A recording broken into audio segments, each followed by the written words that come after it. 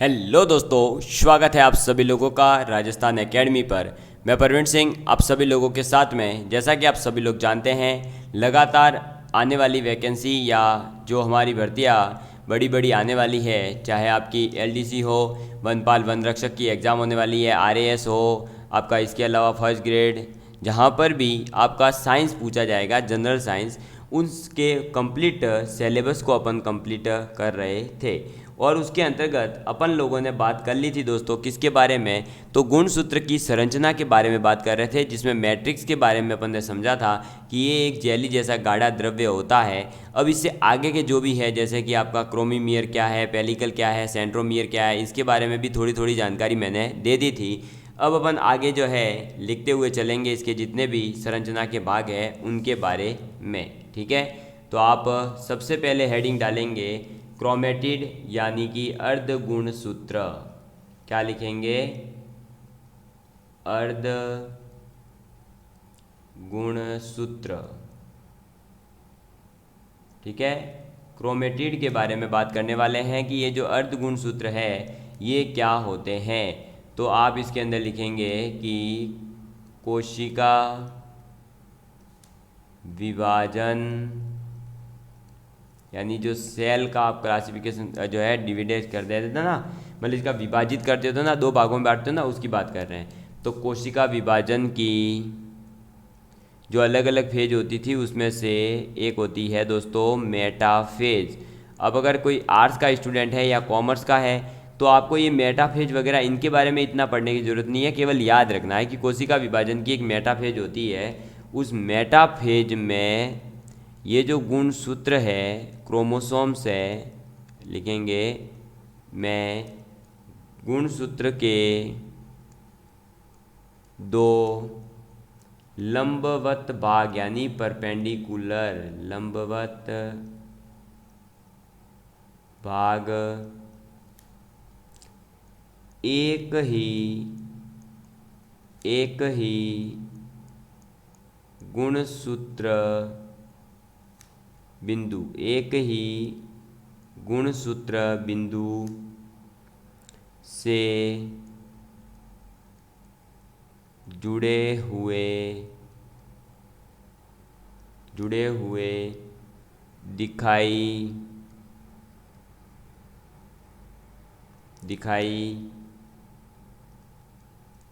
देते हैं। समझ में आ गई बात? तो कोशिका विभाजन की जो मेटाफेज है उसके अंदर गुणसूत्र के दो लंबवत भाग जो होते हैं वो एक ही गुणसूत्र बिंदु से जुड़े हुए दिखाई देते हैं। और इन्हीं को हम क्या कह रहे हैं? इनको अर्ध गुणसूत्र क्या कह रहे हैं? अर्ध गुणसूत्र। समझ में आ गई बात? यानी कि क्रोमेटिड कह रहे हैं, क्रोमेटिड कहते हैं। समझ में आ गई बात? तो आपको ये याद रखना है कि क्रोमेटिड यानी अर्ध गुणसूत्र क्या है। तो ये आपके मेटाफेज जब होती है कोशिका विभाजन की, उस समय गुणसूत्र के दो लंबवत भाग जो होते हैं वो एक ही गुणसूत्र पर दिखाई देते हैं, तो उसे कहा जाता है अर्ध गुणसूत्र। ऐसा क्वेश्चन आपसे पूछा जा सकता है कि मेटाफेज में जो गुणसूत्र है वो दो लंबवत भाग एक ही गुणसूत्र से जुड़े हुए हैं, तो बताइए ये कौन सी कंडीशन है या ये किसे कहा जाएगा? तो अर्ध गुणसूत्र इसे कहेंगे। समझ में आ गई बात? इसके बाद में इसी से आगे आप लिखेंगे कि एनाफेज में, कौन सी फेज में? एनाफेज में। मेटाफेज के बाद आ गई आपके एक एनाफेज।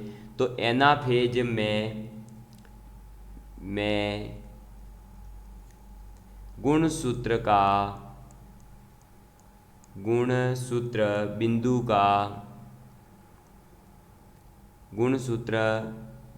का विभाजन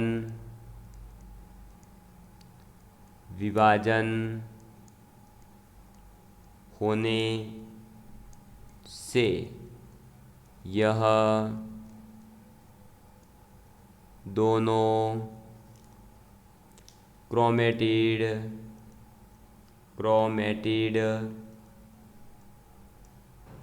यानी कि अर्ध गुणसूत्र पृथक हो जाते हैं, अलग अलग हो जाते हैं, पृथक हो जाते हैं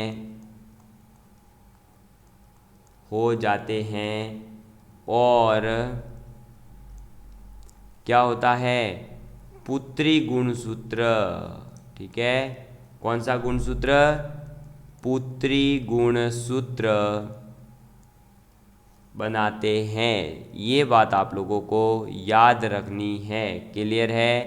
तो दोस्तों अर्ध गुणसूत्र जो हैं वो क्या है? तो कोशिका विभाजन की जो मेटाफेज होती है, उस मेटाफेज के दौरान आपके गुणसूत्र के दो लंबवत भाग एक ही गुणसूत्र बिंदु से जुड़े हुए दिखाई देते हैं और उनको हम कह देते हैं फिर क्या?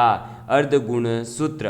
और एनाफेज अवस्था में क्या होता है कि ये जो गुणसूत्र बिंदु होता है इसका भी विभाजन होता है और ये दोनों फिर जो है क्रोमेटिड अलग अलग हो जाते हैं और फिर पुत्री गुणसूत्र बनता है या बनाते हैं। समझ में आ गई बात? क्लियर है? चलिए अब बात आ जाती है आपके क्रोमिनी मेटा की। नेक्स्ट डेफिनेशन किसकी लिखोगे?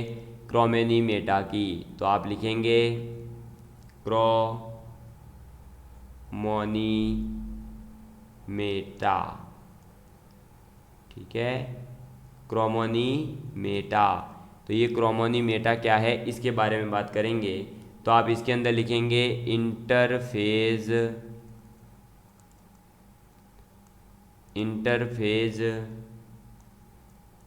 में गुणसूत्र अत्यधिक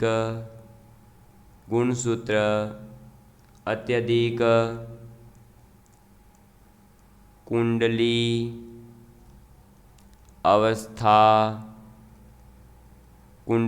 अवस्था में दिखाई देता है।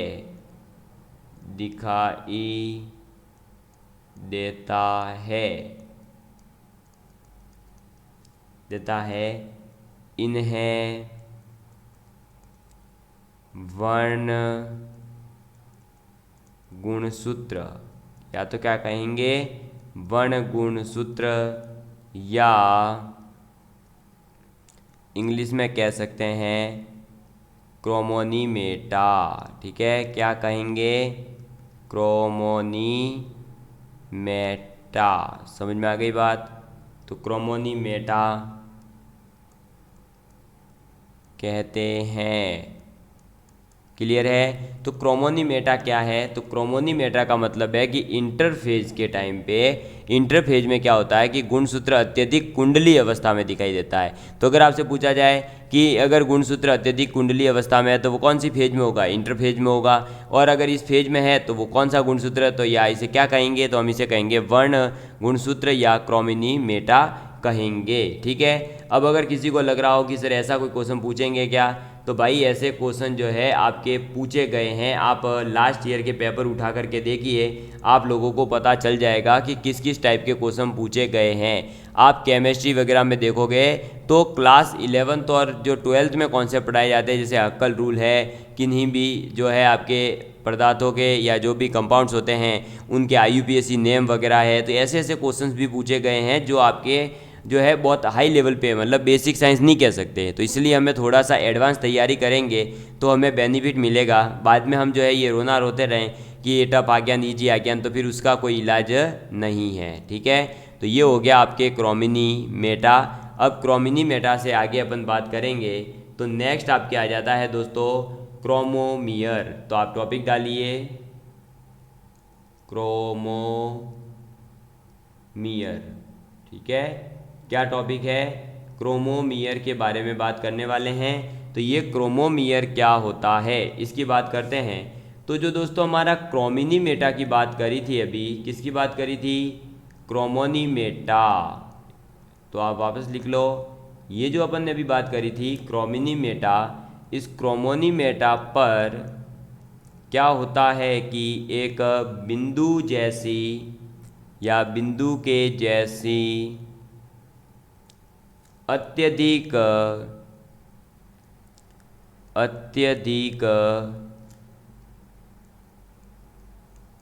कुंडली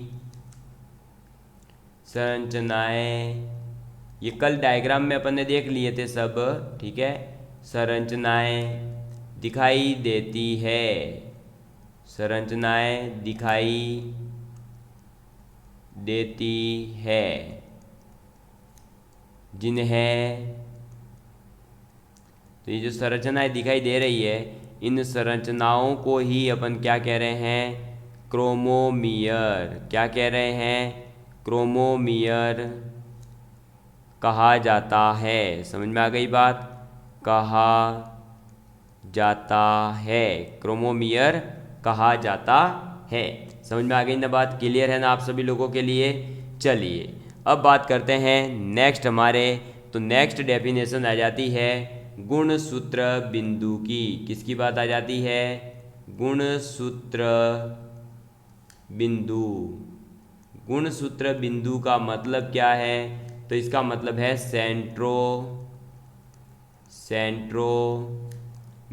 ठीक है, इसकी बात करने वाले हैं कि ये गुणसूत्र बिंदु आखिर में क्या है।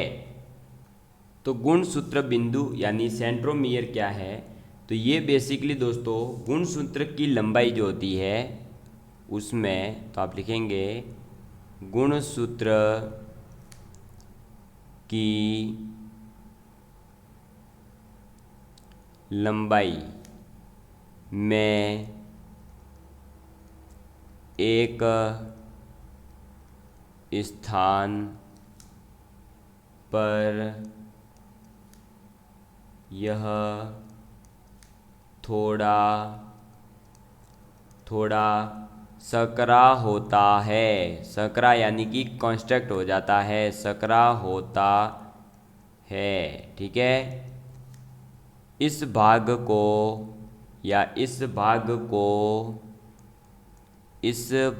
को प्राथमिक, ये कल डायग्राम में अपन देख चुके हैं कि प्राथमिक संकीर्णन कहा था, तो प्राथमिक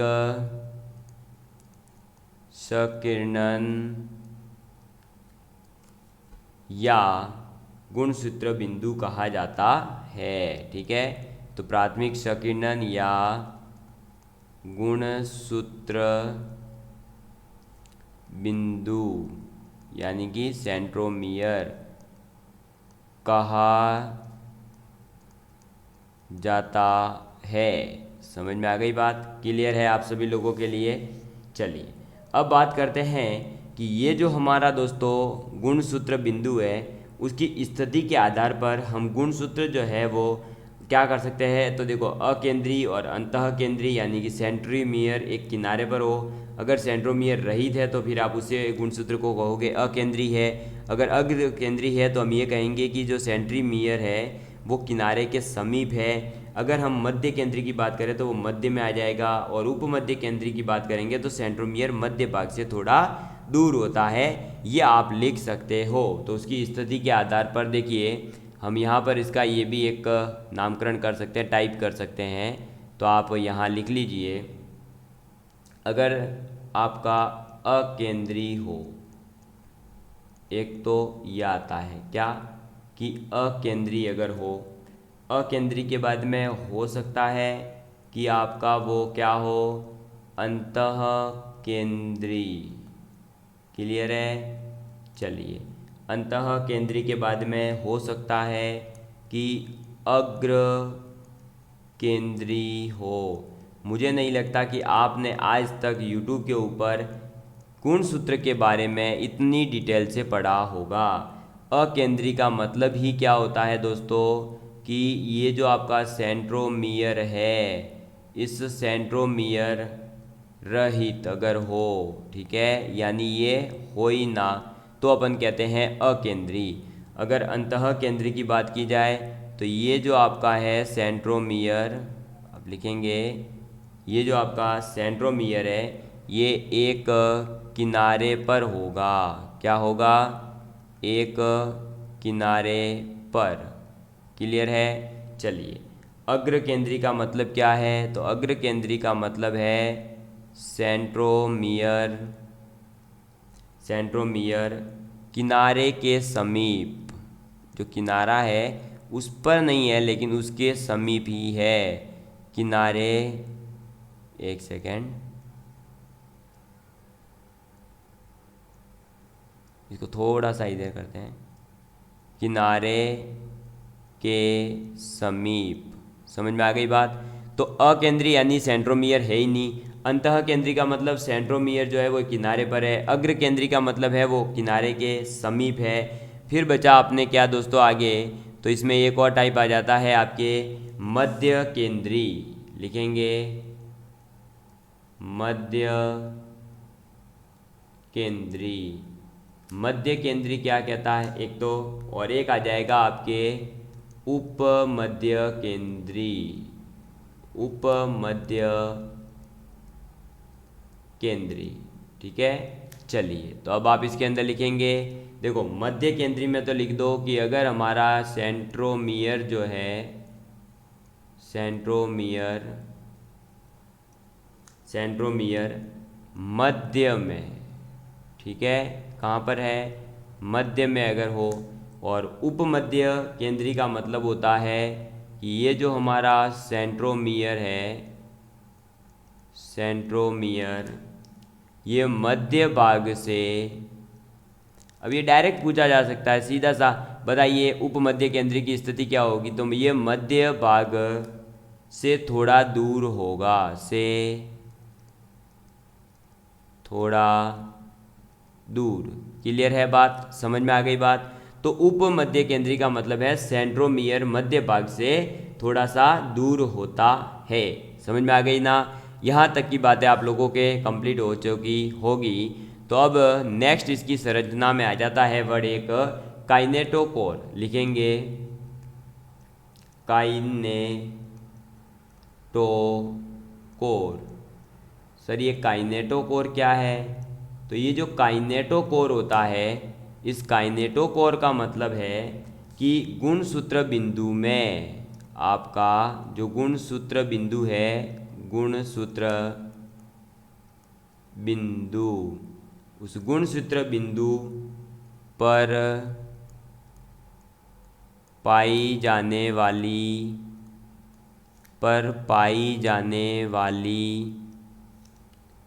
प्रोटीन,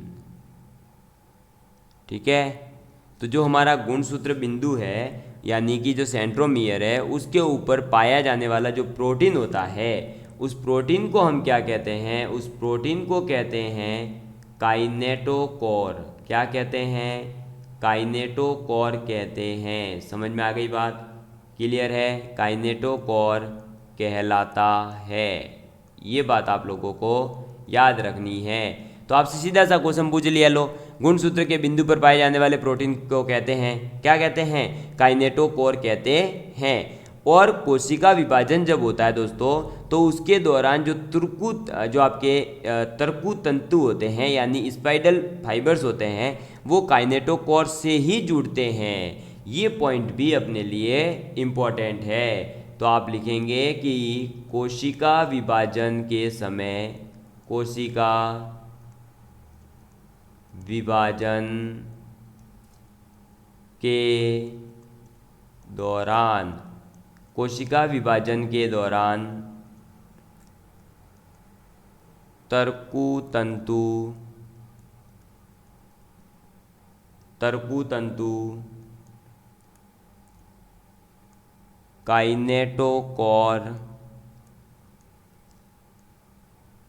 काइनेटोकोर से ही जुड़ते हैं, ठीक है। तो जब कोशिका विभाजन होता है तो जो तरकु तंतु होते हैं यानी स्पाइडल फाइबर्स होती है, वो स्पाइडल फाइबर्स जो है वो हमारे काइनेटोकोर से ही जुड़ती है। अभी जस्ट हमने एक थोड़ी देर पहले वर्ड पढ़ा था प्राथमिक संकीर्णन। अब प्राथमिक संकीर्णन के बाद में एक नेक्स्ट आ जाता है दोस्तों आप लोगों के लिए, क्या, तो नेक्स्ट आ जाता है द्वितीयक संकीर्णन। आप लिख लेंगे अब द्वितीयक यानी सेकेंडरी संकीर्णन,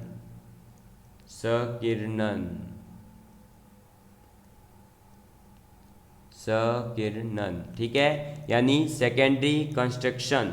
तो सेकेंडरी कंस्ट्रक्शन का मतलब क्या है, तो कंस्ट्रक्शन का मतलब है कुछ गुणसूत्र जो होते हैं दोस्तों, उसमें प्राथमिक संकीर्णन के अलावा एक अन्य सकरा भाग भी पाया जाता है। तो आप लिख सकते हैं कि देखो, अब मैं डायरेक्टली लिखवा रहा हूँ, प्राइमरी कंस्ट्रक्शन यानी प्राथमिक संकीर्णन के अलावा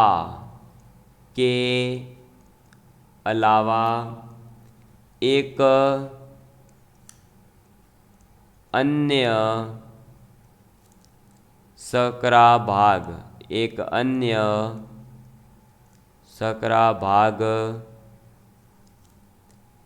भी पाया जाता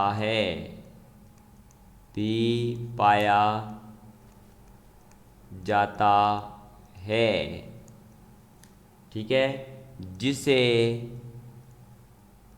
द्वितीयक संकीर्णन यानी सेकेंडरी कंस्ट्रक्शन कहते हैं। समझ में आ गई बात? तो ये चीज़ आप लोगों को बहुत ही अच्छे तरीके से याद रखनी है कि द्वितीयक संकीर्णन क्या है, सेकेंडरी कंस्ट्रक्शन क्या होता है। तो सेकेंडरी कंस्ट्रक्शन का मतलब ही ये है कि जो प्राथमिक है आपका संकीर्णन है उसके अलावा जो भी संकीर्णन होगा उसे, और वैसे इसके बारे में मैं आप लोगों को जो है अपने कल ही आपको डायग्राम के माध्यम से बता चुका हूँ कि कहाँ पर आपका द्वितीयक संकीर्णन है।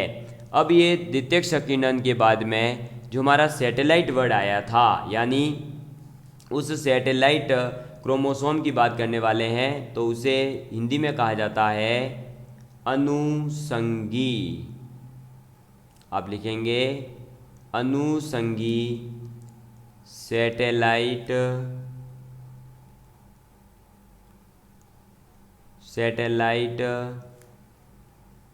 गुणसूत्र, ठीक है। तो ये अनुषंगी सैटेलाइट गुणसूत्र क्या है इसके बारे में बात करते हैं। तो दोस्तों ये जो अनुषंगी सैटेलाइट गुणसूत्र हैं ये ऐसे गुणसूत्र हैं जिनके अंदर द्वितीयक संकीर्णन पाया जाता है और उनके द्वितीयक संकीर्णन के ऊपर की एक छोटी सी जो भुजा होती है उसको तो हम कह देते हैं सैटेलाइट। और ये जो सैटेलाइट कहते हैं इसी वजह से इन्हें फिर क्या कहेंगे, सैटेलाइट गुणसूत्र कहेंगे। तो आप इसके अंदर लिखेंगे कि ऐसे गुणसूत्र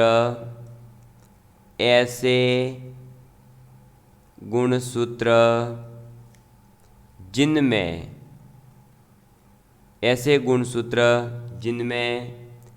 सेकेंडरी कंस्ट्रक्शन, ठीक है, द्वितीयक संकीर्णन पाया जाता है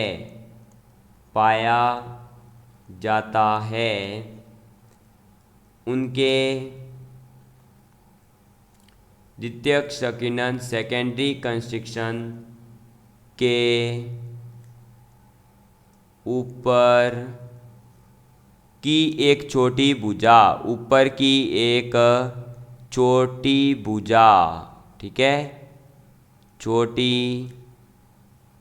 भुजा को हम क्या कहते हैं, तो छोटी भुजा को सैटेलाइट कहते हैं, सैटेलाइट कहलाती है, ठीक है। वो भुजा तो क्या कहलाएगी, सैटेलाइट कहलाती है। और फिर ये जो गुणसूत्र हुए इन्हें ही सैटेलाइट गुणसूत्र क्या कहेंगे, सैटेलाइट गुणसूत्र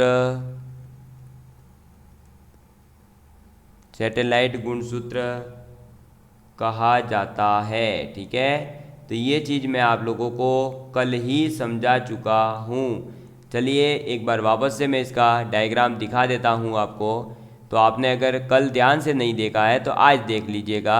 ये रहा देखो सैटेलाइट। तो यहाँ जो ये भुजा पाई जाती है इसे हम कहते हैं सैटेलाइट। समझ में आ गई बात? तो ये कब पाई जाएगी, जो द्वितीयक संकीर्णन होगा उसके ऊपर जो एक छोटी सी भुजा होती है उसे सैटेलाइट कहा जाता है। समझ में आ गई बात? चलिए तो ये चीज़ आप याद रखेंगे। नेक्स्ट अपने आ जाता है, अब वो क्या है दोस्तों, तो नेक्स्ट आ जाता है एक लाइन है, वापस से लिख लेंगे अपन इसको थोड़ा सा ऊपर करके। नेक्स्ट आ जाता है इसके अंदर, वो आ जाता है टीलोमियर। जो सेंट्रोमियर की बात करी वैसे ही एक होता है टीलोमियर, ठीक है। तो ये जो टीलोमियर है ये क्या होता है इसकी बात करते हैं। तो टीलोमियर का मतलब है गुणसूत्रों का जो आखिरी छोर है वो, ठीक है। तो जो क्रोमोसोम्स का एंड पॉइंट होता है उसे कहा जाता है गुणसूत्रों का आखिरी छोर। आखिरी छोर का मतलब ही क्या हुआ, एंड टिप, ठीक है, एंड टिप, टीलोमियर, टीलोमियर कहलाता है, ठीक है।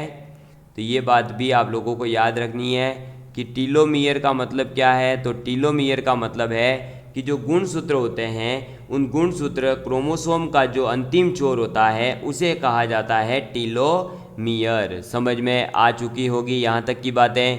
तो ये सब जो है दोस्तों आपके गुणसूत्र की संरचना से संबंधित जितनी भी शब्दावलियाँ हैं वो सब हमने आज यूज कर ली है। इनमें से कोई भी आपसे पूछी जा सकती है, इसलिए आप सभी को बहुत ही अच्छे तरीके से रट लें और बहुत अच्छे तरीके से आपको पता होना चाहिए कि किसको क्या बोलोगे।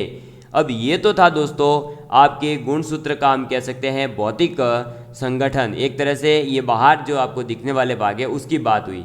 लेकिन इसके अंदर जो रसायन पाया जाता है तो हम अब बात करने वाले हैं गुणसूत्र के रासायनिक संगठन के बारे में, यानी इसके अंदर पाया जाने वाला जो रसायन है वो कौन कौन से होते हैं। जैसे कि गुणसूत्र के अंदर आपका डीएनए और प्रोटीन पाए जाते हैं। तो ये डीएनए क्या है और प्रोटीन क्या है इसके बारे में अपन बात करेंगे। तो दोस्तों अब हम बात कर लेते हैं जो गुणसूत्र है उनके रासायनिक संगठन की। तो आप हेडिंग डालेंगे गुणसूत्र, गुणसूत्र का रासायनिक संगठन, रासायनिक संगठन यानी कि केमिकल कंपोजिशन ऑफ क्रोमोसोम्स, ठीक है। तो जो गुणसूत्र होते हैं दोस्तों, इन गुणसूत्रों के अंदर पाया क्या जाता है, तो इनके अंदर एक तो पाए जाते हैं आपके डीएनए और प्रोटीन, ठीक है। ये दो इसके रासायनिक संगठन के भाग हैं। कौन कौन, डीएनए और प्रोटीन। जो ये प्रोटीन होते हैं ये प्रोटीन भी आपके आगे जाकर के दो भागों में डिवाइड होते हैं, ठीक है। पहला प्रोटीन जो होता है वो कहलाते हैं हिस्टोन प्रोटीन। क्या कहलाएंगे, हिस्टोन प्रोटीन। और ये आपके कहलाएंगे नॉन हिस्टोन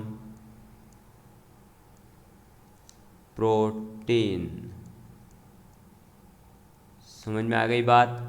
तो गुणसूत्रों का रासायनिक संगठन, गुणसूत्र के अंदर डीएनए और प्रोटीन पाए जाते हैं। ये प्रोटीन भी दो प्रकार के होते हैं, एक होते हैं हिस्टोन प्रोटीन, एक होते हैं नॉन हिस्टोन प्रोटीन। अब हम जो है दोस्तों इस जो आपका गुणसूत्र है इसका एक और स्ट्रक्चर देख लेते हैं पूरा।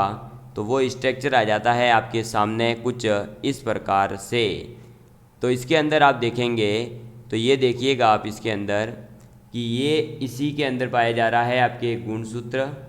इस गुणसूत्र के अंदर ये जो इसका एंड पॉइंट है वो कहलाएगा टीलोमियर, और टीलोमियर के अलावा इसका जो सेंटर होगा वो कहलाएगा सेंट्रोमियर गुणसूत्र।